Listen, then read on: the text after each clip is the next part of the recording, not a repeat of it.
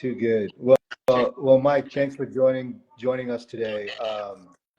Actually, so Mike S was the one that mentioned he's like, we should do something talking about closing costs. It's come up with a few deals recently. Sure. Just kind of like folks have questions, whether it's earlier in the process and oftentimes it's a little bit later too, that they'll be like kind of like shocked or surprised or what have you. So I think one thing that would be helpful for folks listening today is like what are some of the things that you think people should know about, especially on the financing side, when it comes to closing costs, and how What do attorney are closing they? costs kind of look like? What are closing costs? Right. Even to start that, are you getting reverb a little bit, or no? Is that just me? No, I'm not. Okay. I can hear you guys. Okay. I mean, Is this fine? Can you hear me again? Can you hear? It seems like a little choppy. I don't know. Anyway, Yeah. let's keep it rolling. If you guys, maybe it's me. It's you. Chop. All right, Mike. Yeah. What are closing costs? Yeah, I mean, so closing fees are just costs that you have to pay to do transactions. So they come from typically 4 different areas. You have your bank fees, because you have to pay the bank if you're doing a loan. You have your attorney costs, because the state of Massachusetts, you need an attorney to close a transaction. And the attorney is going to have title insurance kind of also in the fees, but we can kind of get that more in detail. The third area that fees come from are going to be the state of Massachusetts. So those are kind of like your main 3 points for actual costs to do a loan. And then there's something called prepaid items, which they're technically not costs, but they're money that you actually need for the transaction. So prepaid items, what I mean by that is it's called prepaid interest, property taxes, and insurance. And the prepaid interest, just, simply put, the moment you start borrowing money, you got to pay on it. So depending on the day you close, there'll be prepaid interest just to take you to the end of the month. And then whether you have a loan or not, you have to pay for property taxes and homeowners insurance. Obviously, state of Mass or the city and town, they're going to charge you that. We have no dictation over what your property taxes are. And then your insurance, you get to shop and buy your own insurance policy. Yeah. So there's no one to yell at. For you can't. No, even though you're not responsible for it, I assume that you get the brunt of yeah, I mean, I can give good advice. I mean, depending on what town you're buying in, sometimes they offer like a residential abatement, a residential tax exemption. So I'm always trying to educate people on ways they can get their property taxes down. But aside from that, that's as much help as I can be. I'd say that's pretty good. But yeah, I mean, let me know what you want me to dig deeper on. I think one question I had. One thing I commonly tell folks when they ask me about closing costs is like how much they should estimate. Yeah. And I oftentimes share with them, like, based on your purchase price, somewhere between 1.5% and 2%. Sometimes it can be a little less. Is that accurate, you feel? Yeah, absolutely. Like when I do an initial consult, I always ask clients, like, how much do you want to, budget for this? Like, what's your cash outlay? And when they tell me that number, the next question I have, does that include closing fees and prepaid items? Because that will kind of spark that next conversation. So they have a full understanding, like, oh, like I have the 20% or I have the 10% and the 5%, but I wasn't really thinking about the extra funds that are needed. Because, just like you, I hate surprises. Like I want to be fully transparent with people, just so, there's just no shock when they get to the closing table, or there's, that they're fully prepared so they can budget properly. But I think that number, 1.5 to 2% is good. And it's a sliding scale, because the bigger the property that you buy, the more closing costs that will be, especially in the form of property taxes and insurance. So I would say, like, let's just say someone's buying $1 million home, I would budget like 10 to 15,000 extra to have on top of your down payment in order to do that transaction. But there's also variables to that. I mean, it depends if you're buying a condo versus a single family versus a multifamily. So sometimes that can change the closing fees. And not the fee itself, but just the money that you need. Is that like condo association or HOA fees? Like what else is there that would differentiate? Yeah, no, great point. So let's just say it's like a new construction condo. Typically, the association is going to require a 2-month reserve that you pay at closing.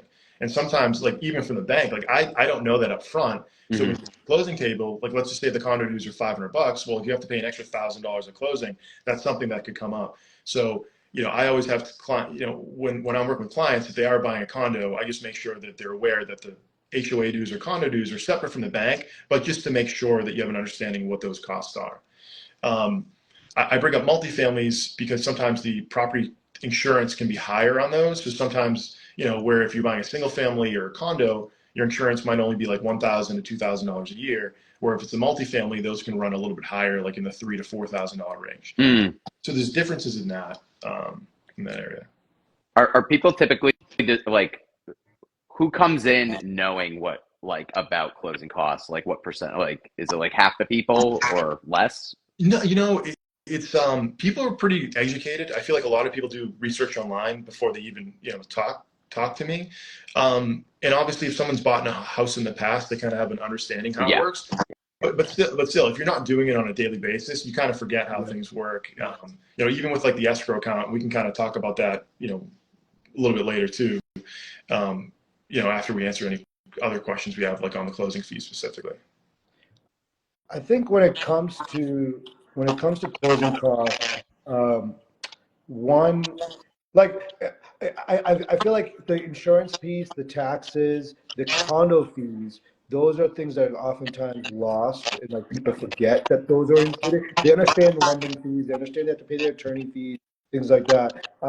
But because you mentioned condos, because of the condo fees, are closing costs typically higher for condos, or not so much because the insurance cost is lower?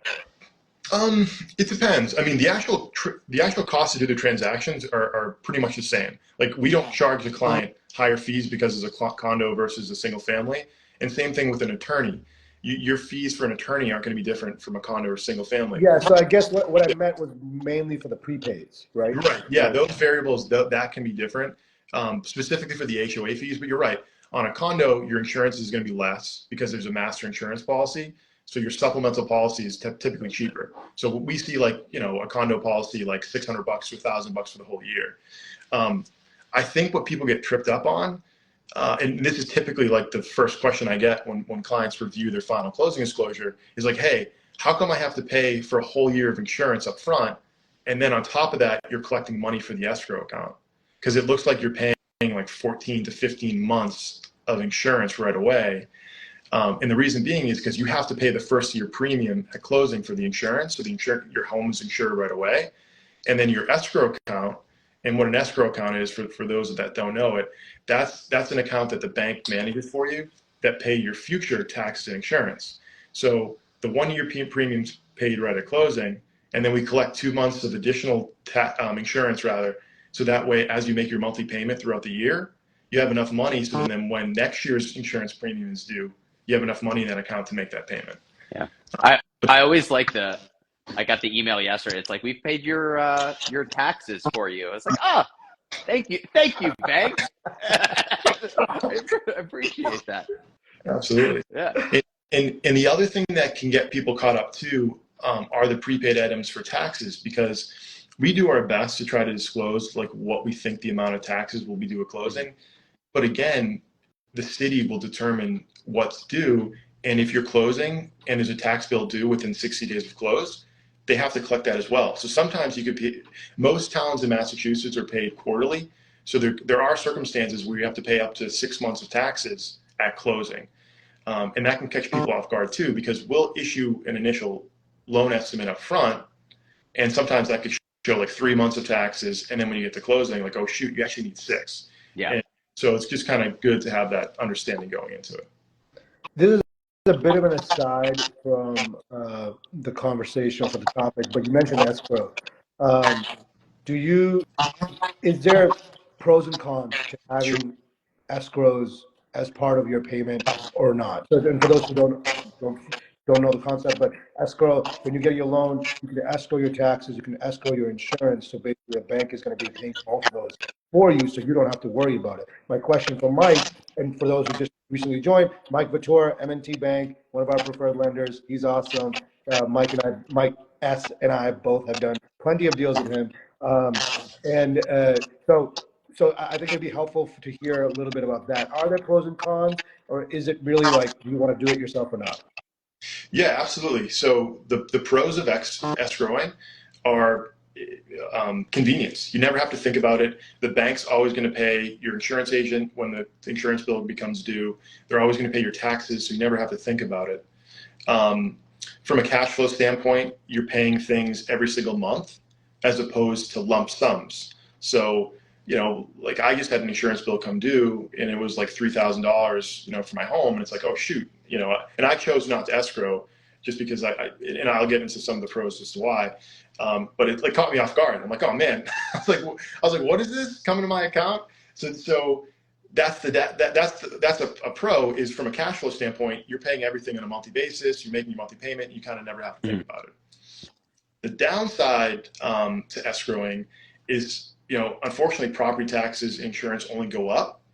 So your escrow account could have a shortage, and the bank will reach out to you to say, hey, you don't have enough money in your escrow account, so now we have to collect extra money from you. Or your monthly payment will also go up as well. So then that can, kind of catch you off guard. Now, not escrowing, the benefit of that is you're managing everything yourself. Your cash flow is better on a monthly basis because you're only paying your mortgage, but then you just have to make sure that you're remembering to pay your taxes on a quarterly basis and then managing your own insurance on an annual basis. The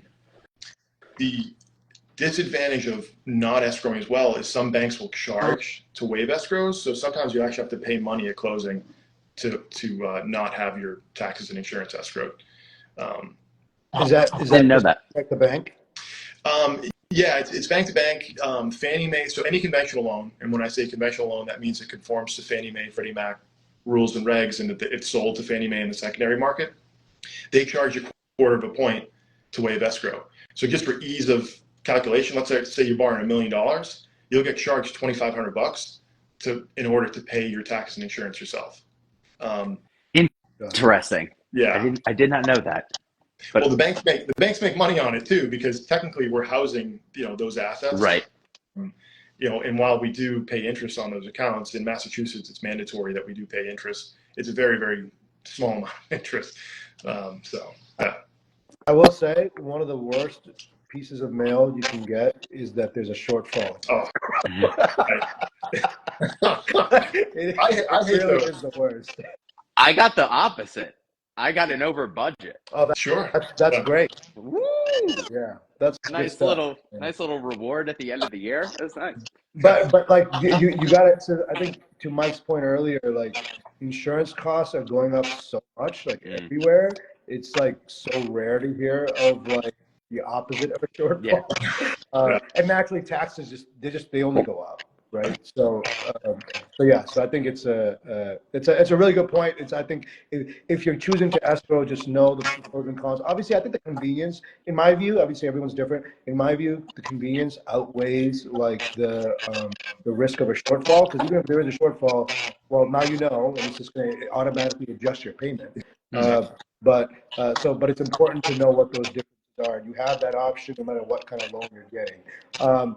Now, if somebody's paying cash, Mike, Sure. obviously I know you're dealing with folks that are getting financing, right? But like if somebody's paying cash, they still have these prepaids, right? Or unless they're not getting insurance. You don't have to get insurance, I guess, if you're paying cash.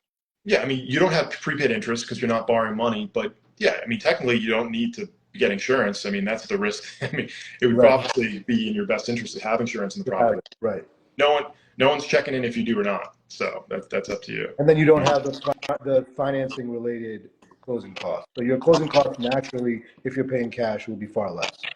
Right. And when we break down the cost, I mean, the bank fees are sometimes the lowest fees. I mean, like just for M&T Bank, for example, like we typically charge $1,250 to do a loan. Like that's a flat fee, no matter like what the loan size is. You have an appraisal fee because we have to make sure that the value of the home is there for the price you're paying. That's going to run between $680 all the way up to $1,500 depending on the value of the home. And then there's a tax service fee for like $19, and then a flood certificate for like $50. So all in, I'm only like $2,000 to $2,500 per transaction. And then most of your fees are going to come from your real estate attorney in the form of title insurance. So Let's Yeah. Let's talk about that, and let's talk about the lender's title insurance versus the homeowners, if you could, Yeah. Mike, and enlighten us. Yeah. Yeah. So title insurance in general, what that is it protects your ownership interest in the home. So let's just say you want to sell the property. If there's something wrong with the title, like let's say there's a lien on the home or something like that, and you can't sell it because of that, your title insurance will cover you to protect your interest in the house. So in the house. So that's kind of like what the overview is. In we can get more in detail of what that is in another call. But lender's title insurance is mandatory. You have to get it. It's a function of the loan amount that you borrow. And the reason why you have to get it is because if you stop paying your mortgage and we have to foreclose on your house, we need to make sure we're able to then sell that house free and clear of any liens on the property. So that's why it's 100% mandatory. I'm sorry, mandatory. Owner's title insurance, that's optional, and that protects your ownership interest. So if you choose to waive it, which is completely your choice, let's just say you go to sell it down the road and there's an issue with title, then you're in a really bad spot. But again, it makes no difference to us whether you take it or not. But I say it's a one-time cost that you only pay when you buy the home. So I would recommend it. Yeah. But again, it's completely optional. Yeah. That is a struggle with some clients sometimes, and sometimes honestly, like I can't give them a great reason beyond just safety of that. Like if it's like a newer home and it's only had one owner or something like that, and in fact, part of my like, you know what? Let me look this up. It was actually started in the late 1800s when people would go away to war and then come back to their house to basically make sure that because they were writing deeds on paper napkins back then and stuff. So like you never know like who's gonna have claim to it. But over here, especially in like Massachusetts, where it's things have shifted so much, and there's been homes are 100+ years old and had so many different owners. You never know what's laying underneath the surface of that versus like a brand new construction kind of like first time use.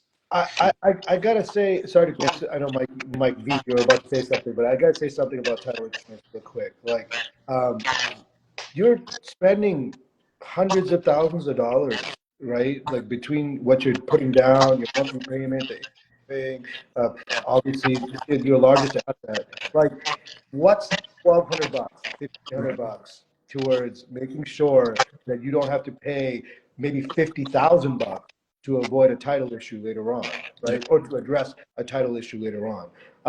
I feel like to Mike's point, especially around, and by the way, welcome to our new listeners, Toha, Haley, Anna, my wife, she joined Lily. So Celine Duros, how you guys doing? Welcome. But Oh, hey, Celine. my main point there was that, like, you know, especially in Massachusetts, as Mike said, like you have such older homes that there's long histories of ownership. And who cares if there's been a gut reno or not, or new construction, what have you? The land that those properties are on has shifted, has moved to different owners over hundreds of years. Like you got to be, I don't know. I feel like it's short money to get a lot of peace of mind. So. And at the end of the day, it comes from the real estate attorney that you work with. So I think that'd be a great segment for Ali or some of your preferred attorney partners to maybe dive deeper into title insurance. And you're right, and it's actually not just for older homes. I mean, we've seen even new construction where a builder won't pay certain things and they'll have them lien on the property, or some vendors will actually slap a lien on the property, and you never know about it. And then years and years go by, and then you go to sell, and now you can't until that lien's satisfied. And Interesting. Yeah. Do you have an example of that? Oh, it's definitely happened before. Oh yeah, without a doubt. And then, again, I'm not an attorney, I'm not on the attorney side, but I've seen transactions being held up because we're waiting for the seller to cure a title issue. They mostly come from like older discharge loans too. So you're right, for like older, it was actually like craziness. Like just think back in 2009 when all the banks started failing. So you'd have all this paper being sold from one bank to the next and the next and the next. And all of a sudden you couldn't get a discharge because your original bank might have been like, it could have been like some random bank, but now it's owned 10 times later. So to actually get a discharge to prove that you paid off a loan like 10 years ago was almost impossible. So we saw huge title issues after like the housing crisis in like 2010 through 2018. And luckily now we're sort of far past that. But that was one of the biggest issues we saw. Oh, thanks. Not to get on a weird tangent on title issue. No. Weird. We love weird tangents here on Story Time. And frankly, it's all part of closing costs, right? Yeah. And I think not enough people know about it as they approach homeownership. So it's actually a helpful topic.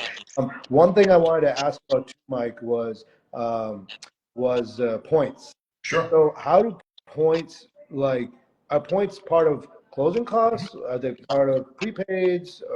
How do they work? Yeah, so that's a great question. So points are a premium that you pay for a lower rate, simply put. So let's just take an example of $1 million loan.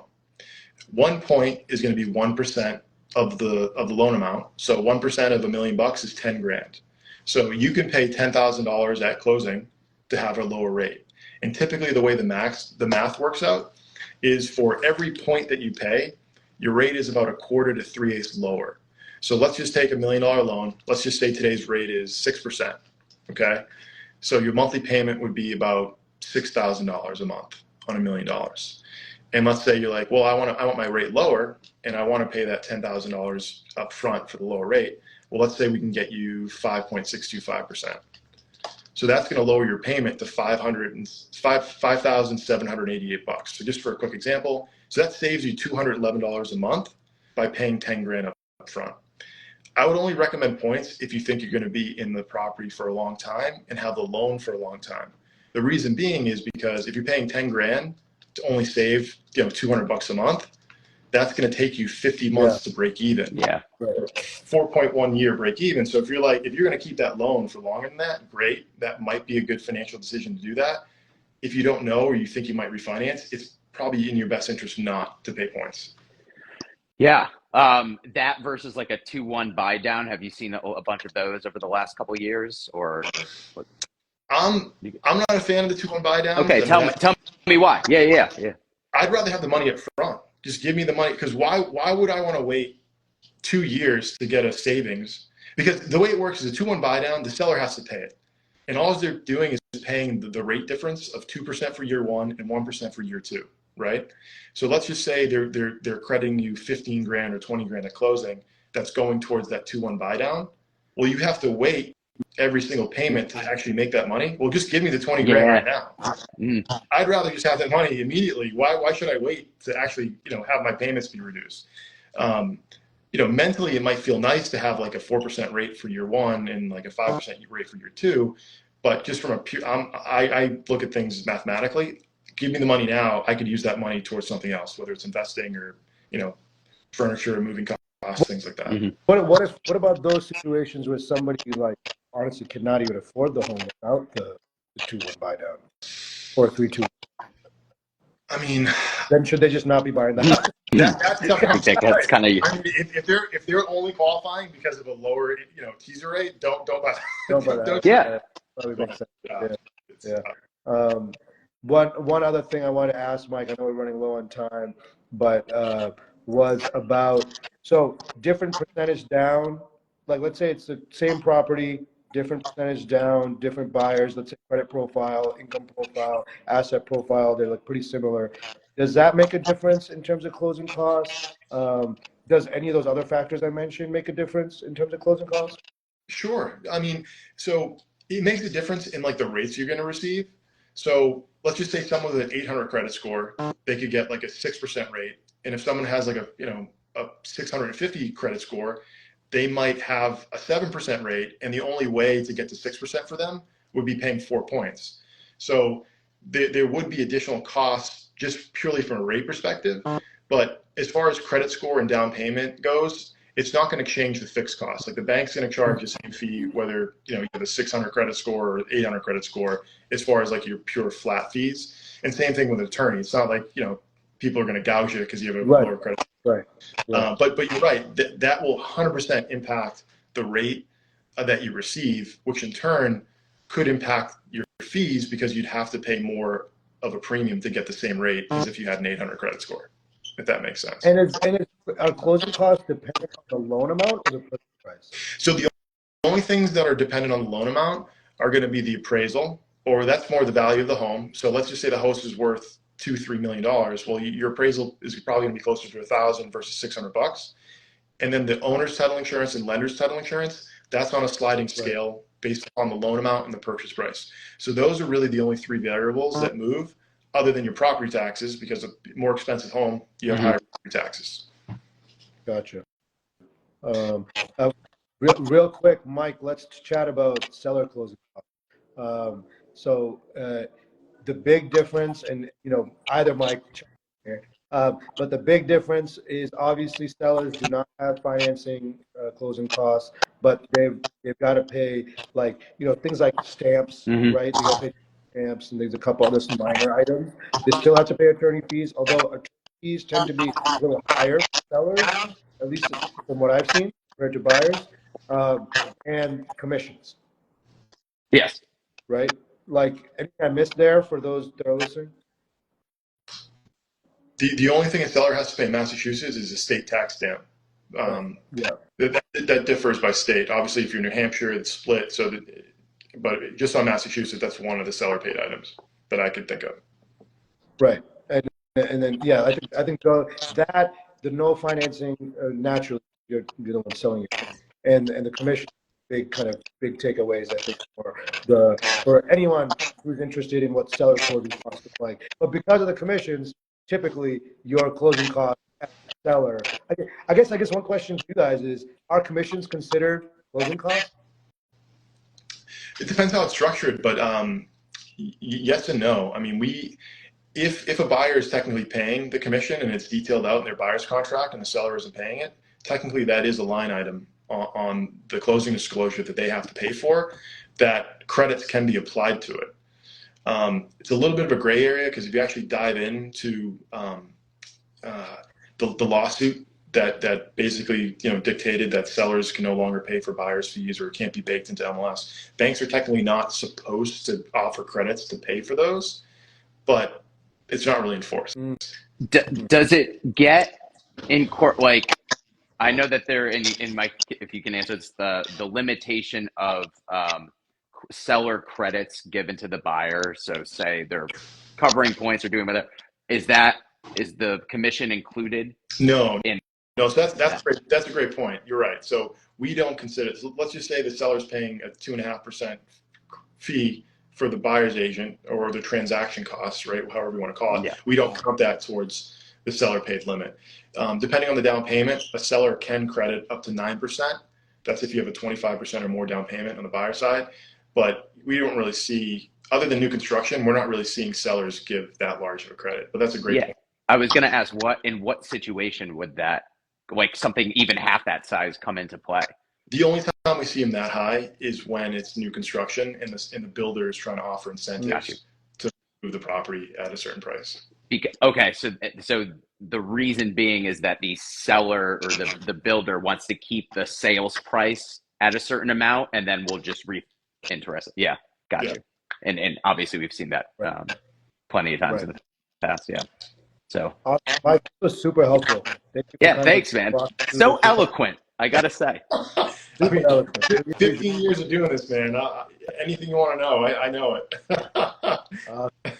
Awesome. Well, thank you so much. Thank you for those who joined. I know Vince and Johnny joined recently, so thanks for tuning in, guys. We'll have Mike Vautour back. Mike Vautour, M&T Bank. He's awesome. One of our preferred partners. And we'll see you guys next week on Storii Time once again. Topic TBD. He's Mike. Yes. I'm Saad. He's the other That's Mike. Mike. Storii Time. Couple Mikes. Thanks for tuning in. Next week. Thanks, Mike. Thanks, guys. Take care.